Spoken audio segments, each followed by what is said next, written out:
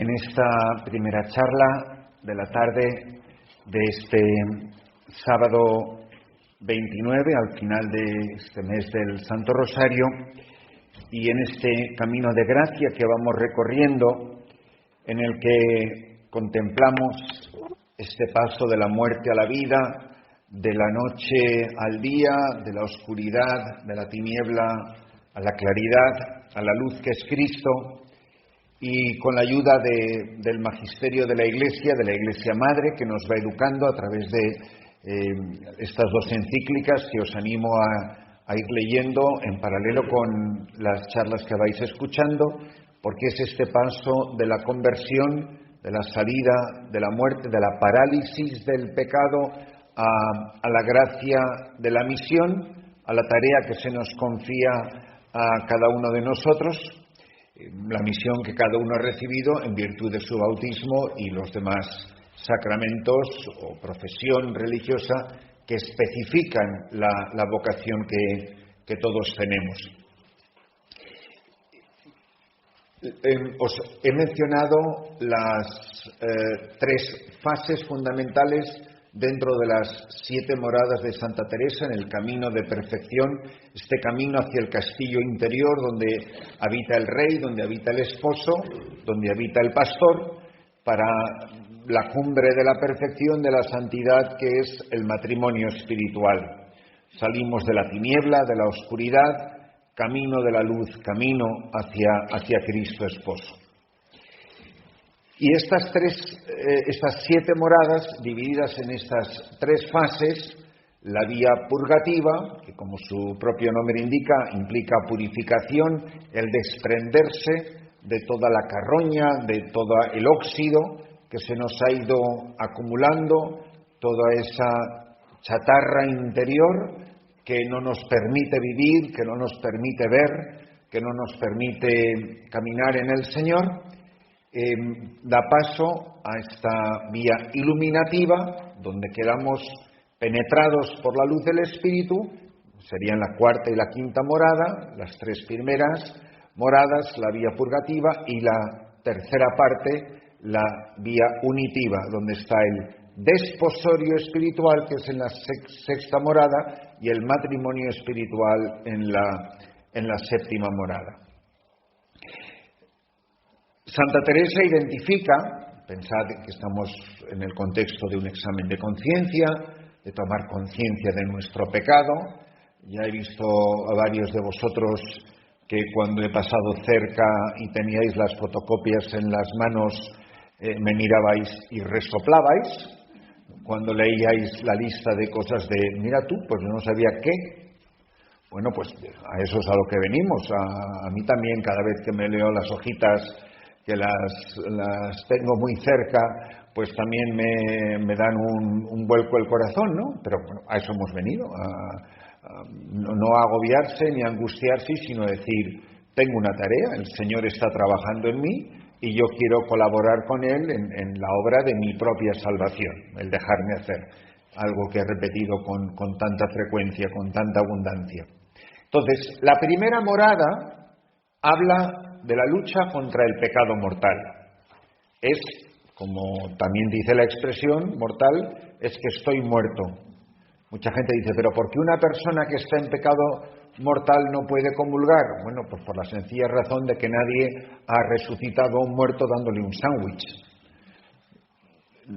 La comida es para los vivos, no para los difuntos. Entonces, es literalmente resucitar a una persona. Son pecado, recordáis que hay una expresión de la palabra que dice, este pecado es de muerte o no es de muerte. Bueno, hay pecados que son literalmente de muerte. Para ello, las condiciones que hemos escuchado de toda la vida, que sea materia grave, que haya pleno consentimiento y plena deliberación, que la materia en la que se peca sea objetivamente grave, sin entrar ahora en muchos detalles ni nada más, porque se trata de un retiro. Aconsejo muchísimo que leáis el Catecismo de la Iglesia Católica, que tiene un magnífico índice y tiene en la parte de atrás un apartado que dice pecado, y ahí lo explica muchísimo mejor de todo lo que yo os pueda decir por mucho tiempo que tuviera aquí delante de vosotros. Y os animo a leerlo. Me gustaría que aquí en 48 horas entendáis que no vamos a resolver todos los interrogantes, pero sí el daros los materiales que necesitáis para saber dónde buscar y que le dediquéis tiempo y pongáis empeño en estas cosas. Entonces, la primera morada es salir del pecado mortal. El comienzo es la resurrección. Imaginaros a Lázaro en la tumba, con la losa puesta, la hermana Marta que le dice, jam fete, en latín es ya huele mal, llévame. Por eso me gustaría haceros una aclaración semántica, pero que es muy importante. Cuando Jesús murió de verdad, pero él nunca fue cadáver. La palabra cadáver, que viene del griego, indica corrupción, mientras que el cuerpo de Lázaro sí se ha empezado a corromper, ya ha empezado a oler mal. Entonces, él sí se convirtió en un cadáver, Cristo no. No porque fuera falsa o ficticia su muerte, no, fue una muerte real, él murió de verdad se separaron su cuerpo y su alma. Pero no se convirtió, era el cuerpo de Jesús que estaba en la tumba, no el cadáver de Jesús.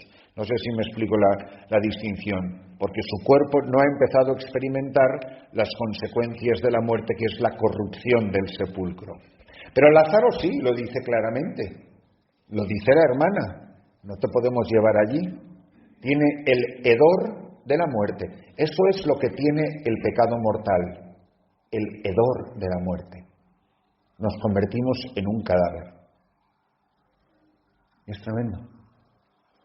Porque uno puede decir, a lo mejor por pura gracia de Dios no lo soy hoy, pero a lo mejor lo he sido en otra etapa de mi vida.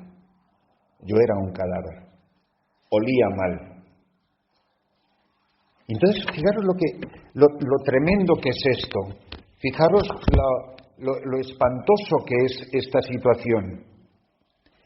Lo que significa, o sea, que mi vida literalmente olía mal. Uno puede oler mal y ponerse mucho perfume para disimular el mal olor. Es para lo que se usaba, entre otras cosas, el botafumeiro en la Catedral de Santiago. Los pobres peregrinos, después de no sé cuántos 1000 kilómetros, llegaban a aquello y, vamos, serían unos santos, pero olían que apestaban. Pues venga, botafumeiro, para ver cómo disimulábamos el mal olor, aparte de mucha gloria a Dios. Pues nosotros podemos echarle mucho botafumeiro a la vida nuestra y podemos disimular el pecado mortal como nos dé la gana. Es que los tiempos han cambiado, lo que sea. Tú le puedes cambiar el diagnóstico a la enfermedad. Ahora, el paciente está muerto. Esto ya no es ni siquiera un paciente, esto es un cadáver. Entonces, yo me doy cuenta de la gravedad del pecado mortal. Y cuando digo gravedad, hay mucha gente que comete un grave error, redundando en la palabrita, que dice, bueno, pecados graves, hay siempre el confesor bueno te tiene que parar y decir, mira querido, el pecado siempre es grave. No hay pecados graves y pecados no. El pecado siempre es grave. Solo que hay gravedad, que es que estás muerto, y hay gravedad, que es que estás muy mal. Ya sé que no es lo mismo la morgue que la UBI, pero deben de ser habitaciones bastante cercanas. No es muerte, pero es peligro de muerte. Entonces, pararnos a pensar, porque yo puedo no estarlo ahora mismo, pero puedo tener un marido, mi mujer, unos hijos, y ya no le da una importancia. Puedo llamarlo como quiera, los tiempos, ya sabe usted, la juventud, mire, cuénteme lo que quiera. Pero esto, objetivamente, es un cadáver. Y lo horrible, yo aprendí muchas cosas, como ya os vais dando cuenta, de mi madre, y ella me decía a mí, vamos, a su hijo sacerdote, pues si la culpa la tenéis los curas. Toda la vida me lo ha dicho.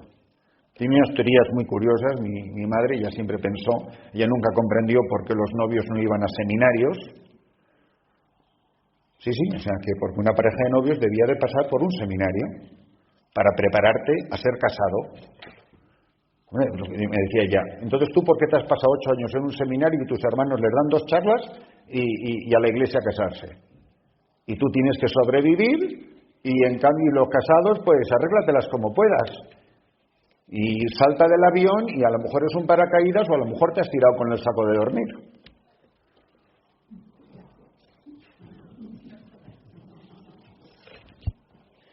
Entonces, cierro el paréntesis. La culpa la tenéis los judas. Vamos a ver, yo he ido a misa, me decía ella, 52, 54, las semanas que sean del año, todos los domingos. Ella iba todos los días, pero todos los domingos. Y yo me puedo pasar 6 meses y no he oído a nadie hablar de la palabra pecado mortal en la misa de un domingo, que es donde se evangeliza al pueblo de Dios. No es una reflexión del cardenal Ratzinger, es mi mamá. Pero es una señora como cualquiera de vosotros, que iba a las mismas misas que vosotros, que no iba precisamente a las misas de su hijo.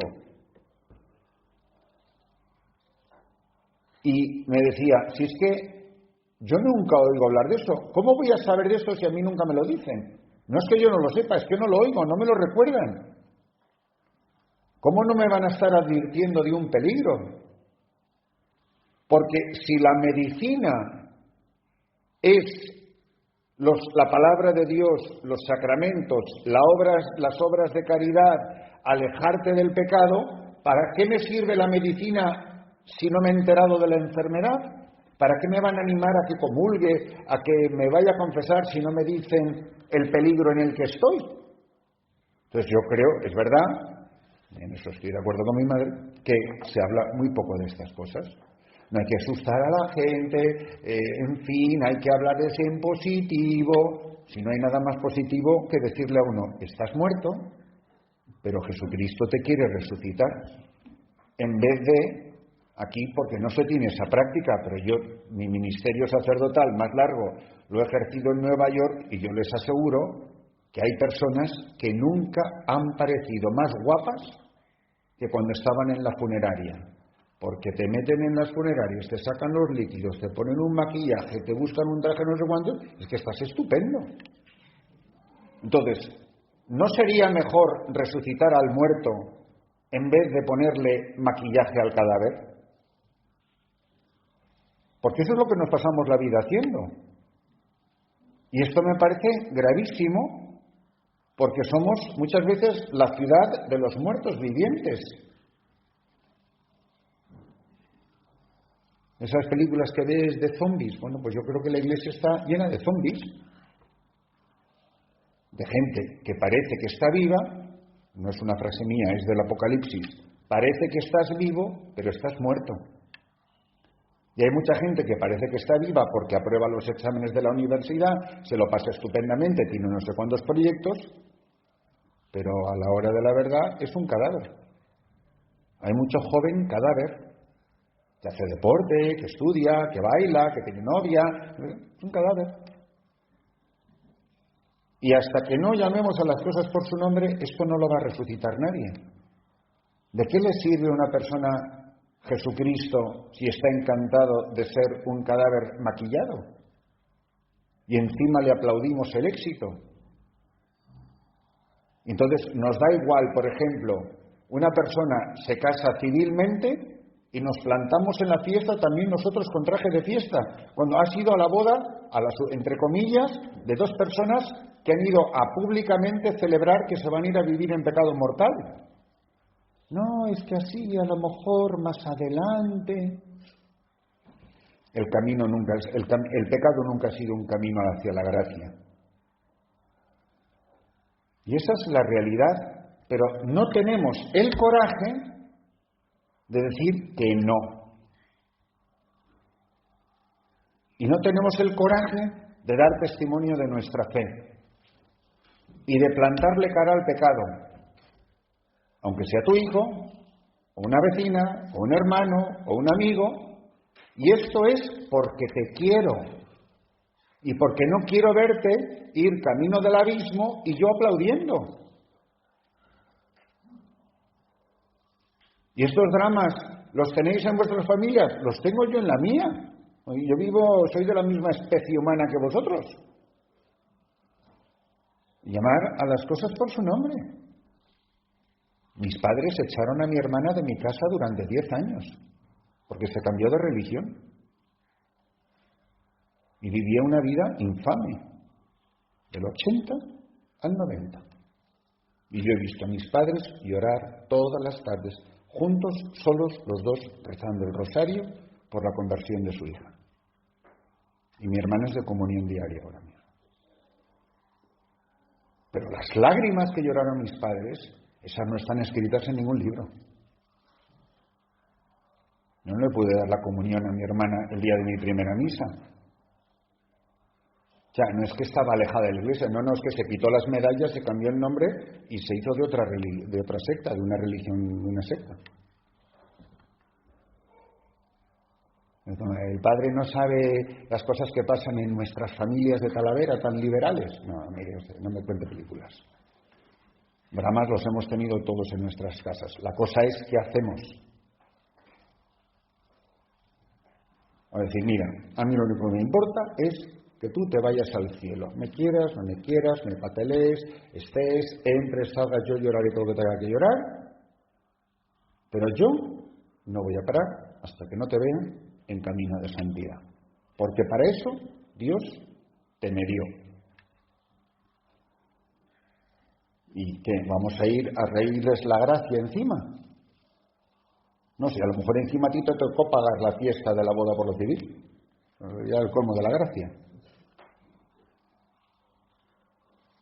Entonces, que cada uno... Pero estoy poniendo ejemplos que son de la vida de cada día. Entonces, pensad en la gravedad del pecado mortal. No exagero, sé que lo dije el año pasado, pero yo creo que repetirlo una vez al año tampoco le puede hacer mucho daño a nadie. Una vez al año no hace daño. De los 15, tirando muy para abajo, a los 50, la mayor parte de la gente que vive en pecado mortal es por culpa de los anticonceptivos. ¿Cuándo ha sido el último domingo que fuisteis a misa y oísteis hablar de los anticonceptivos? ¿Dónde está? Entonces, total, si no te van a hacer caso, ¿para qué lo vas a decir? O peor todavía, si tú, el cura, tampoco estás convencido, pues mirad, os voy a contar una historia. Cuando yo tenía 26, 27 años y trabajaba en este famoso centro carismático, ¿os acordáis de mis locos salvajes carismáticos, de donde salían auténticos milagros de la gracia? Pues había un retiro de esos que eran un fin de semana jóvenes, el siguiente adultos y el siguiente matrimonios. Y había de primera etapa y de segunda etapa. Pues en uno de estos retiros de matrimonios, como venían más de 100 personas y era imposible, yo durante 5 años, todos mis sábados era empezar a confesar a las 8:30 de la mañana hasta las 9:10 de la noche. Y me levantaba alguna vez a ir al cuarto de baño, a veces ni comía. Así durante 5 años.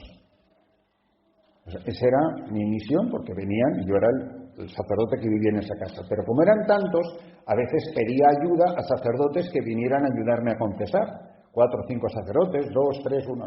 Y la mayoría me tocaban a mí, pero si me quitaban 15 o 20 penitentes, pues me hacían un favor, porque había confesiones que duraban 40 minutos todo lo que te estaban contando, sin exagerar. Yo lo iba apuntando y a veces me salía una media de 5 penitentes a la hora. Pero las historias eran, vamos, que te ponían los pelos de punta. Y estábamos esa tarde, varios sacerdotes confesando, pero además en puertas contiguas. Iban saliendo por parejas a confesarse, pero claro, cada uno iba a donde le tocaba. Y vino este matrimonio, no, como es una confesión, no puedo dar absolutamente el menor dato de nada. Y entonces a mí, además ni siquiera no recuerdo si me tocó el marido o la mujer, pero me tocó uno de los dos. Y me dijo que estaban usando anticonceptivos. Y yo le dije que o se comprometía a dejar de usarlos o que yo no le podía dar la absolución, si no tenía propósito de enmienda. Y bueno, pues con una humildad extraordinaria dijo que sí y lo aceptó. Me di cuenta que era era una persona especialmente educada. Luego me enteré, claro, que era un eminentísimo, o la mujer, porque no me acuerdo si era la mujer, de un eminentísimo neonatólogo que trabajaba en un hospital eminentísimo de Nueva York, puesto importantísimo, y sale perfectamente absuelto, y además recuerdo con mucha alegría a esa persona salir de la confesión. Y al rato llaman a la puerta sin que entre el siguiente penitente y veo que entra esa persona con el marido o con la mujer, entran los dos. Y me dice, mire, tenemos un problema, que es que yo me he confesado con usted y usted me ha dicho lo de los anticonceptivos, yo lo he entendido, lo he aceptado, pero mi marido, o no me acuerdo si, o mi mujer, ha ido con el otro padre y el otro le ha dicho que no pasa nada. Imaginaros, en la misma tarde, dos puertas diferentes.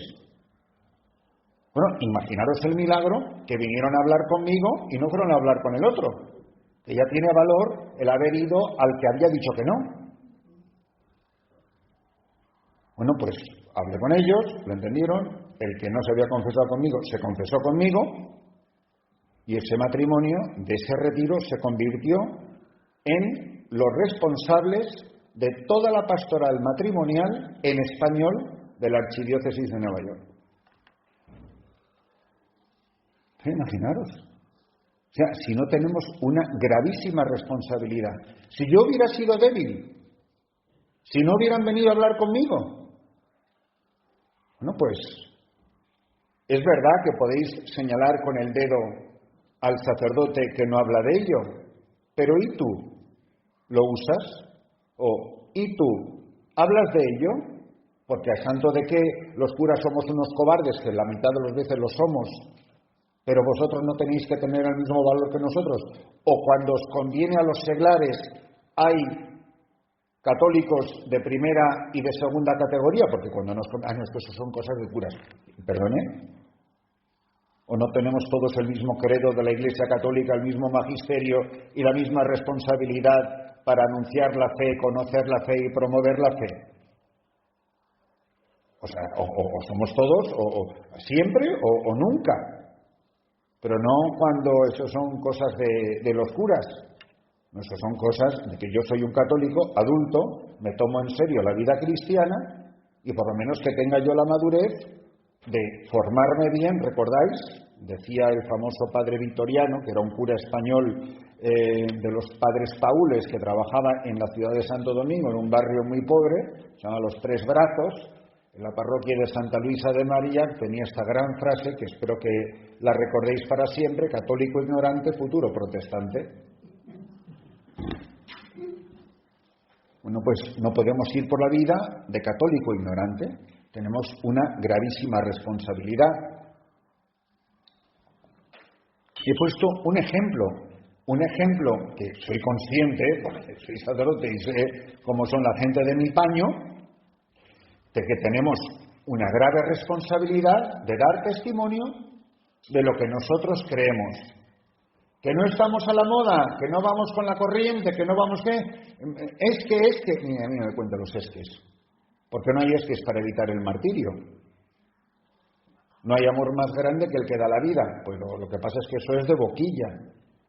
Entonces, te van a marginar, se van a reír de ti, se van a burlar de ti. Oye, eres seguidora, vas detrás. ¿Recordáis lo de ir poniendo los pies sobre las huellas del maestro? Nosotros no podemos ir por otro camino que no sea el que le ha llevado a ti. A ti te pueden crucificar con la burla y al otro con 3 clavos.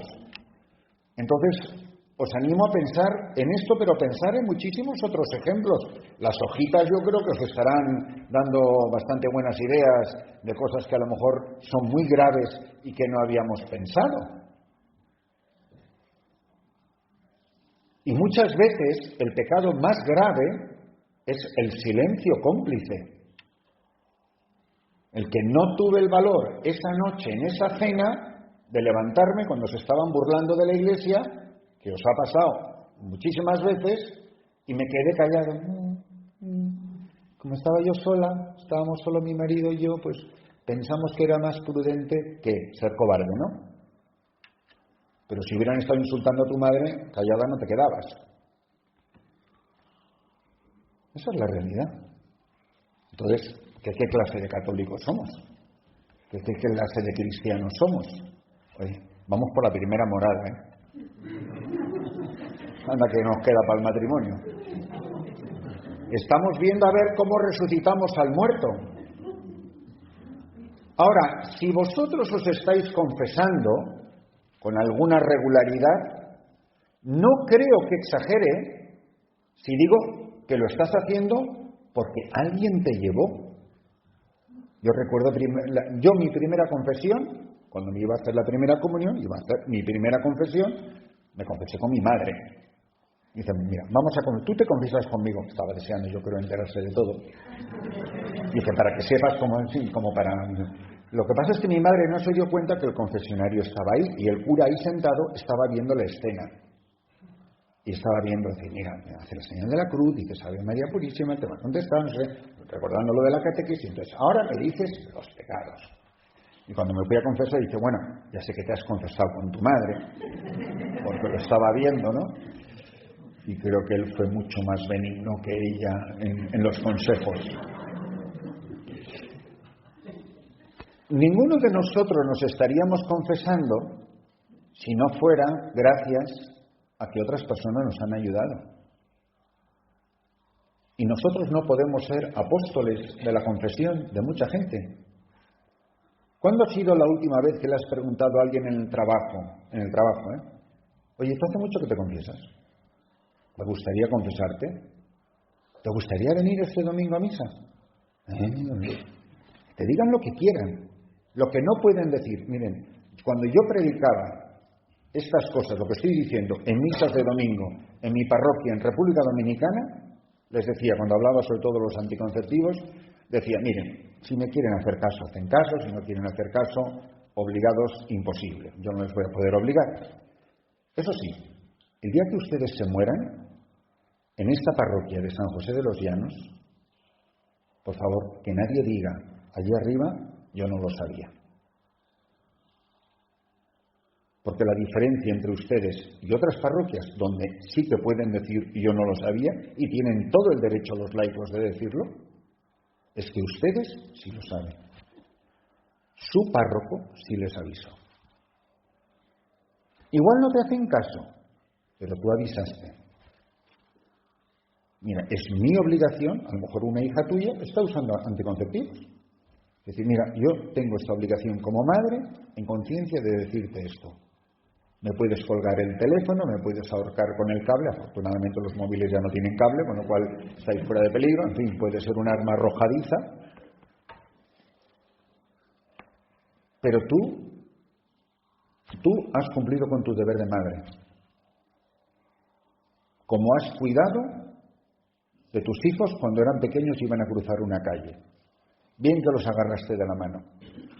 Bien que les dijiste que miraran a la izquierda y a la derecha. Porque se trata de que cuando salgamos por esa puerta mañana, que salgamos cambiados, por lo menos con unas ideas más claras. Si yo creo que vivimos en la más absurda de las ignorancias en la Iglesia. Repito, por culpa de aquellos que tienen la misión profética. El día que nos ordenaron sacerdotes, nos hicieron profetas, sacerdotes y pastores. Profeta para anunciar la palabra, para invitar a la conversión, como una trompeta, tirirí, tirirí, tirirí, que viene el peligro. Y creo que todos estamos llamados a tomarnos estas cosas en serio. Pero además de sentirme responsable de otro, el apostolado de invitar a misa. Yo decía, por ejemplo, en aquellas parroquias donde estaba, y bueno, ahora, por ejemplo, en África lo repito todos los domingos. Por favor, me encantó. Yo una vez iba en un autobús desde el aeropuerto de Los Ángeles a la ciudad, en California. Iba y de repente el autobús pasa por delante de una iglesia manifiestamente católica. Y había un cartel gigantesco delante de la iglesia que ponía clarísimamente en inglés: no mande a sus hijos a la iglesia. Delante de la iglesia. Y debajo, en letra chiquita, ponía: tráigalos. No mande a sus hijos a la iglesia. Tráigalos. Y está muy bien dicho. Es decir, yo soy responsable, el apostolado de invitar. Entonces yo decía a mis parroquias: por favor, el domingo que viene no vengan solos a misa. A veces lo decía un poco, me venía arriba y decía, si no vas a traer a nadie, no vengas. Luego decía, bueno, si no puedes traer a nadie, ven. Pero por lo menos que hayas invitado. ¿Tú a quién has invitado? Si esto es una maravilla, querrás que venga todo el mundo. Bueno, es que casi vamos a misa como escondiéndonos. No, perdonar. No, mamá, es que vamos a salir todos y ahora justo ahora tienes que ir a misa. Bueno, es como diciendo, como pidiendo perdón por ser buenos. ¿Y nos pasa eso? Vamos, que somos un incordio social, que hemos roto la armonía familiar. Pues ya me acuerdo de alguien que me contaba, después de su conversión, el drama fue la misa del gallo, que a ver cómo iba a ir a la misa del gallo, lo que le iban a decir en su casa, que ibas a destruir la comunión familiar. ¿Qué es la noche de Navidad? O sea, que tengo que pedir perdón por ir a la iglesia porque van a hacer Jesucristo. Oiga, pues celebre la misa del gallo el 3 de septiembre. Pero si es el 24 de diciembre, pues se supone que es lo que estamos celebrando, es el nacimiento de Jesucristo. Entonces, todo esto que me estáis mirando ahora mismo, que si no me acerco y os cierro las mandíbulas, estáis a punto de perder los empastes, o sea, lo que me parece grotesco es que os deje tan perplejos, cuando es el ABC de la vida cristiana, que el pecado mortal, pues no es recomendable. Entonces, primero, saber que es un pecado mortal, el horror que es. No podemos juzgar a nadie, pero no porque esté mal juzgar, es que no tengo capacidad de juicio, porque hay elementos que os he dicho, materia grave, sí la veo, pero el pleno consentimiento, pleno conocimiento, yo no sé hasta qué punto esta persona es libre, responsable, etcétera. No me toca juzgar, hombre, puede haber unos síntomas, unos elementos. Entonces, pero que yo tenga conciencia primero en mi propia vida. Si esto no se trata de juzgar a nadie, si este retiro no es para otros, es para mí. Entonces, la gravedad del pecado, la terrible gravedad del pecado que ha destruido mi vida. Porque la maravilla es que estamos aquí para ser resucitados, no para que nos pongan lápiz de labios en el cadáver. Y salir de aquí todos encantados de la vida. Entonces, lo importante es esta llamada al corazón que nos está haciendo el Señor para que cambie nuestra vida. Pero que somos colaboradores de la obra evangelizadora de la Iglesia. Y que es imposible que yo vaya a tu puesto de trabajo y evangelice a tus colegas. Mirad, hay personas a las que tú eres la única persona que les puede llegar. Tú eres la que está sentado ahí al lado, tú eres el que puede decirle una palabra, tú eres el que bajas al comedor de la fábrica, de la oficina, de la universidad con esa persona, tú eres la única persona, pues que Dios te dé sabiduría. Reza muchísimo por esa persona, pero que te lo propongas como un apostolado. Que yo no puedo ir los domingos a misa solo. O los demás sacramentos, invitar a una persona a una confesión, igual que a lo mejor invitáis a una persona a un retiro o lo que sea, y no invitéis a los que están ya saturadamente invitados, porque es que nos pasamos la vida que nos hemos comprado el equipo de pesca, la caña, las botas, no sé qué, usted que hemos echado la caña en una pecera. Imagínate, vas a casa de uno y tiene la pecera con los pececitos de colores y le ves con la caña y el pobre pescado otra vez. ¿No? Que tenemos un Atlántico gigantesco delante de nosotros para ir a pescar al alejado. Y conocemos a mucha gente y a lo mejor muchas personas muy cercanas a nosotros. Entonces, esa es la primera morada, la gravedad del pecado mortal. En la segunda morada nos habla de lo mismo, pero hablando del pecado venial. La única diferencia entre el pecado mortal y el pecado venial es la materia. En materia que no sea grave, que no sea de muerte. Grave siempre es el pecado. Pero que la materia no sea de pecado mortal. Cambia la materia. No tiene que haber pleno consentimiento y pleno conocimiento y plena deliberación.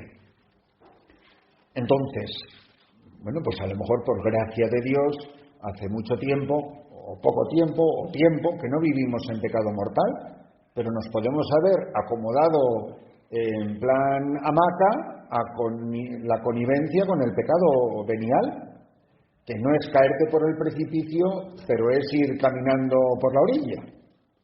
Y las papeletas que tenemos para caer en cualquier momento es la antesala del pecado mortal.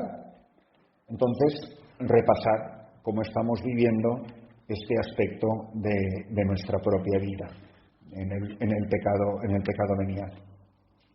Con el pecado venial, una persona es una enferma, a los enfermos se les alimenta.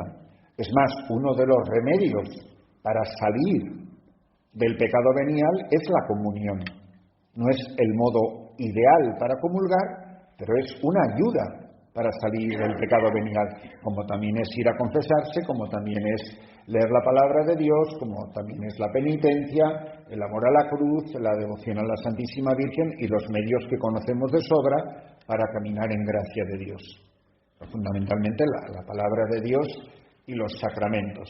Entonces, que repasemos un poco esto, que nos miremos a nosotros mismos, cómo estamos viviendo, cómo hemos pactado, a lo mejor, o cómo hemos caído en este estado de letargo espiritual que es el pecado venial. Esa es la segunda morada, para avanzar ya un poquito más, y porque me preocupa de modo muy especial, es la tercera morada, es la lucha, y probablemente es quizá, Santa Teresa de Jesús dice que el paso clave en el camino de la santidad es el paso entre la tercera y la cuarta morada. En la tercera morada es donde se atasca todo el mundo, o la gran mayoría de personas. Entonces, ¿qué es lo que pasa en la tercera morada que es tan importante? Bueno, pues es lo que en el siglo XVI se llamaban los apetitos y nosotros lo llamamos apegos. Los apegos. No es pecado mortal ni es pecado venial, es simplemente las ataduras. Uno se pasa la vida cortando las malas hierbas del jardín, pero nunca saca las raíces. Y esas raíces son los apegos. No ha echado todavía la mala hierba, que es el pecado, pero la raíz de la mala hierba son estos apegos. Todos estos desórdenes interiores que podemos tener, y ahí están los mandamientos, están los consejos evangélicos, están las virtudes morales, o también llamadas cardinales. Pues repasar todo eso, lo tenéis en vuestras hojitas, por eso no lo voy a repetir. Entonces, que revisemos nuestro apego a la comodidad, a la comida, al dinero, al placer, a la diversión, al descanso, todo eso que va ablandando el espíritu, que nos aleja, en definitiva, del misterio de la cruz, del árbol de la vida, que es la cruz de Jesucristo. Que mi tendencia desordenada, esto que llamamos, y bien conocéis, la palabra concupiscencia, que nos queda a todos de las consecuencias del pecado original, que es perdonado por el bautismo, pero nos queda ese desorden interior, que no es pecado, la concupiscencia no es pecado, es la causa, la inclinación al pecado. ¿Cómo se aminora, cómo se reduce la fuerza, el tirón de la concupiscencia? Alejándose de la tentación, no nos dejes caer, alejarme del peligro, pues no ir a la orilla del precipicio, sino lo más lejos posible. ¿Os acordáis lo de la televisión? Por poner un ejemplo que me es muy familiar, que me hace daño. Pero puede ser cualquier otra cosa, puede ser una amistad, puede ser un lugar de veraneo. Yo muchas veces pienso, ¿con qué criterio unos padres eligen los sitios de veraneo? Porque es que en los veranos se peca especialmente, la gente joven. Bueno, déjale, son chicos, ¿sabes? 2 meses, en fin, no sé. Por tener una metedura de pata. Vamos a ver, tú te cruzas un semáforo, un descuido. ¿Cuántos semáforos, por cuántas calles habéis cruzado por el semáforo en verde? ¿Por cuántos semáforos habéis cruzado en vuestra vida, os parece? ¿Tenéis alguna idea? ¿No serán como miles? Solo basta que te equivoques una vez para que te lleve el coche por delante. Dice, hombre, porque te cruces una vez en rojo no va a pasar nada. Bueno, puede que no, y puede que sí. ¿Cuánta gente no se ha estampado por un cristal porque no se puso el cinturón de seguridad? Comentaba con no sé quién que una vez vi la mejor publicidad que he visto del cinturón de seguridad es una que ponía: si te parece que el trayecto que vas a hacer es tan corto que no vale la pena ponerte el cinturón de seguridad, vete andando. O sea, si es tan corto, pues vete andando, si es tan corto. Solo basta que te equivoques una vez para que te estampes. Hombre, son chicos, total, si es el mes de julio. ¿Tú qué sabes? ¿Cuánta vida le queda a un chico? Y que sabemos de gente que no ha muerto a los 85 años, conoceremos unos cuantos. Y digo, yo no estoy aquí para dedicarme al terrorismo espiritual, es simplemente la vida, es que son las esquelas de la vejez. O sea, es la vida real. Por otra parte, luego venimos a misa y dice el sacerdote: este es el sacramento de nuestra fe. ¿Y qué decís vosotros?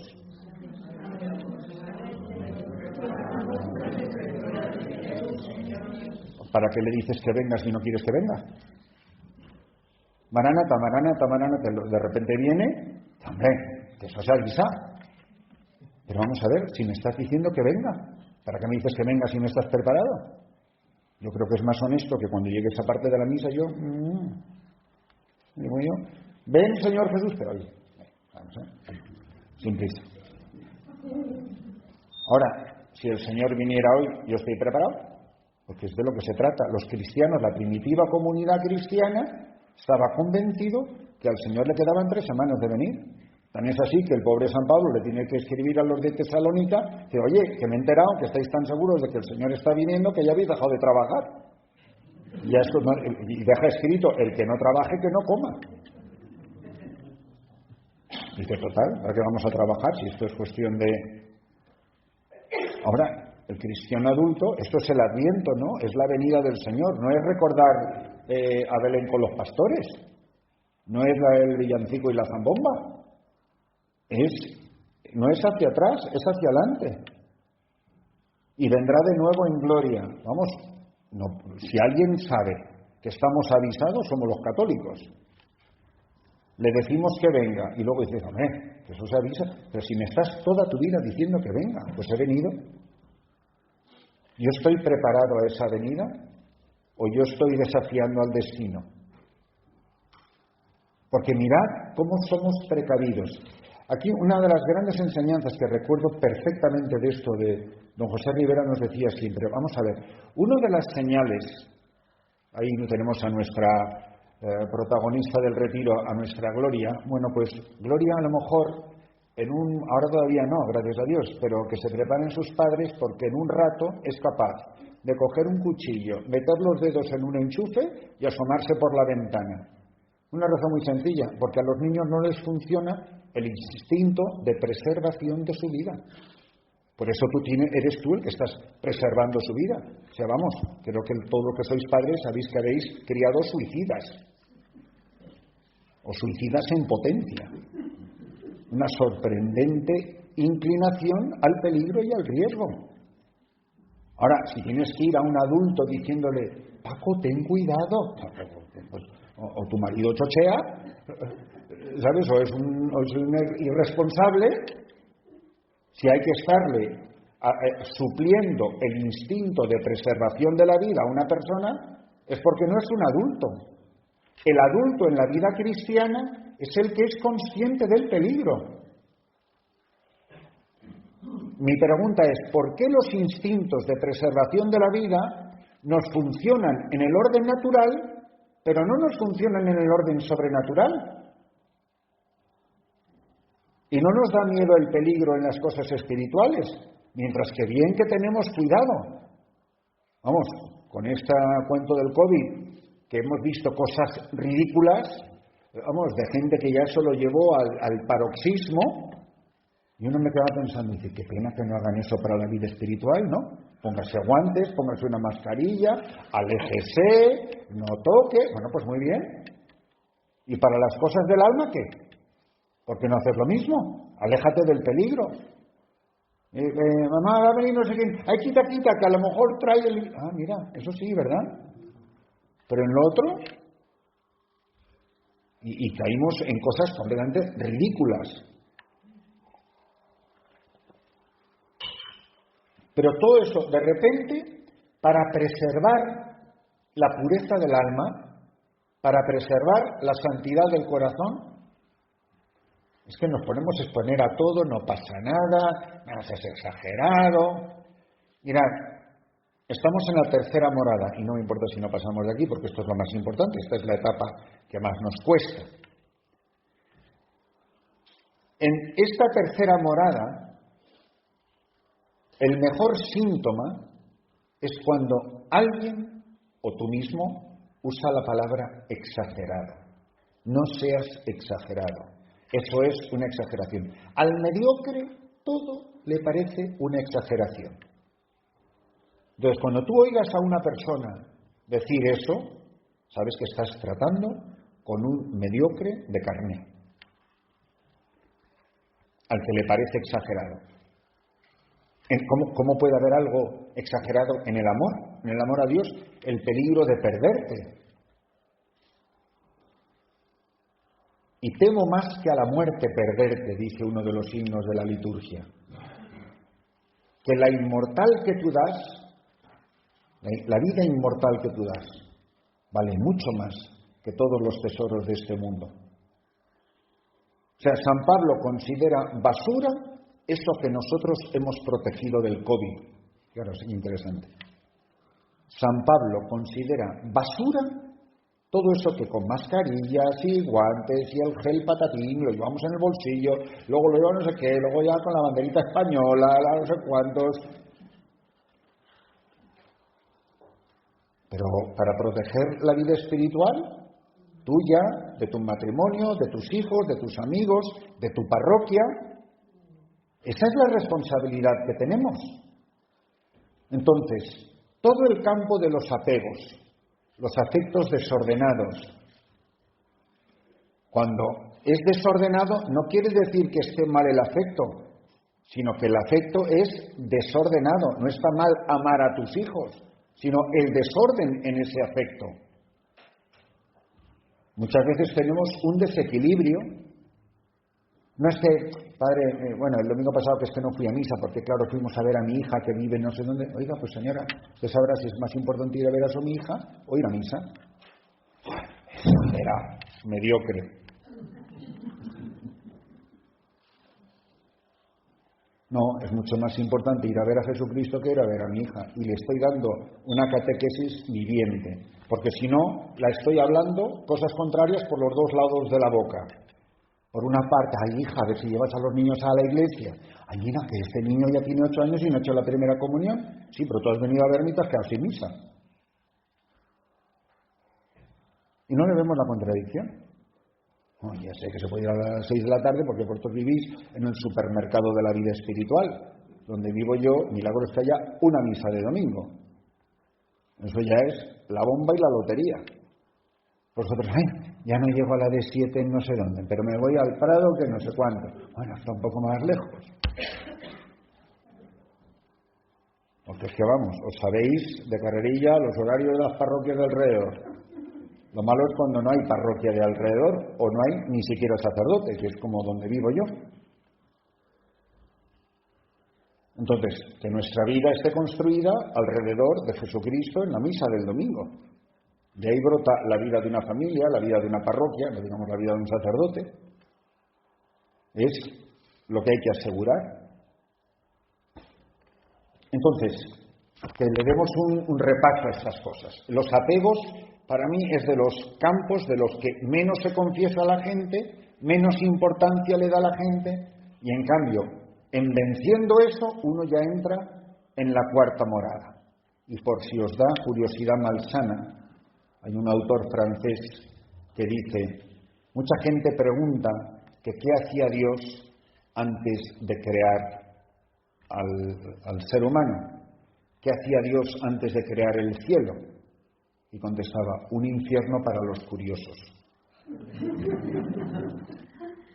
Bueno, pues, ¿qué es la cuarta morada? La cuarta morada es cuando uno entra ya con el corazón limpio de pecado mortal, de pecado venial, de apegos, y empieza a experimentar las humillaciones. Las humillaciones las experimenta el alma de dos maneras, dice Santa Teresa. O cuando te humillan no te enteras, o cuando te humillan lo disfrutas. Pues qué bien, porque así con esta humillación puedo participar más de la vida de Jesucristo y me uno a Él por esta experiencia de la cruz. Ahora aquí estamos todavía tratando de sacar al cadáver de la tumba, al ciego que va dando palos de ciego, nunca mejor dicho, que no sabe para dónde va, y el de los apegos, pues que va atado. ¿Os acordáis cómo salió el pobre Lázaro atontado de la tumba, que lo representan ahí con muchas vendas al pobrecillo? Es que da pena cuando uno lo ve salir. Bueno, salió vivo, pero vamos, poco vivo. Daba un poco bien, pues desátenlo. Bueno, pues hay gente que va andando, pero con mucho ropaje y con muy poca movilidad. Entonces, ahí tenemos una tremenda responsabilidad para revisar esto. Entonces, porque si no, nunca se va a avanzar. De la tercera a la cuarta morada, uno ya ha quedado libre para adherirse. Entonces empieza la vía iluminativa. Jesucristo empieza a iluminarte. ¿Qué es lo típico del paso de la primera fase purgativa a la iluminativa? Que la primera fase es muy lenta. No es lo mismo remar que izar las velas. Cuando tú izas la vela no haces el menor esfuerzo, el esfuerzo lo hace el Espíritu Santo, el soplo del Espíritu, que es el que empuja la barquichuela. Entonces, al principio se trabaja mucho y se consigue poco. Ella pone el ejemplo de regar una huerta. Se puede regar de varias maneras diferentes.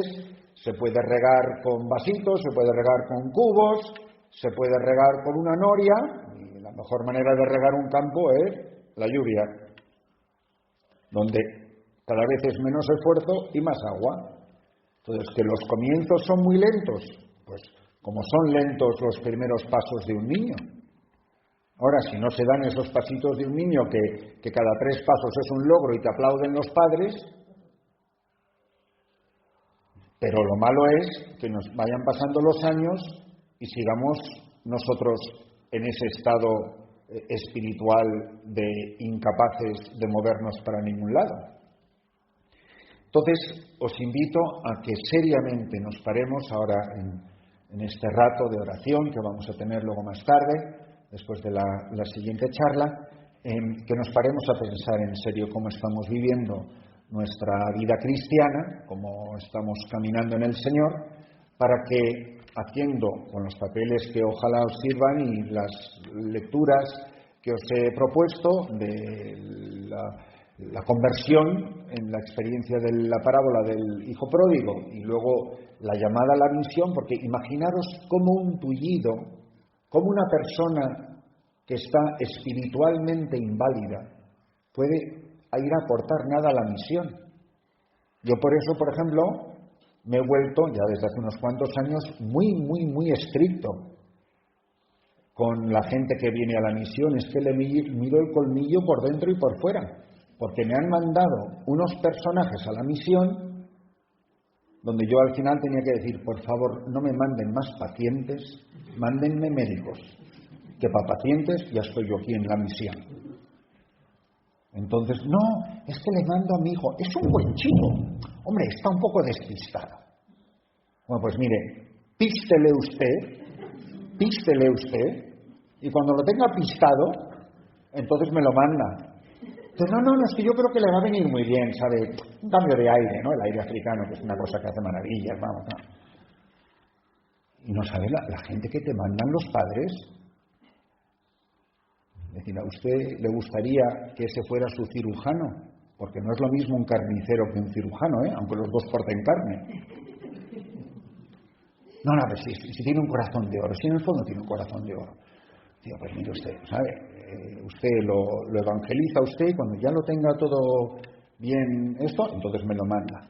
Entonces, muchas veces no nos damos cuenta que lo que estamos es criando auténticos paganos.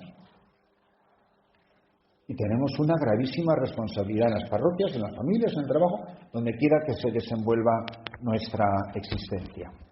Te damos gracias, Señor, por estos beneficios que hemos recibido de tu mano providente, tú que vives y reinas por los siglos de los siglos. Amén.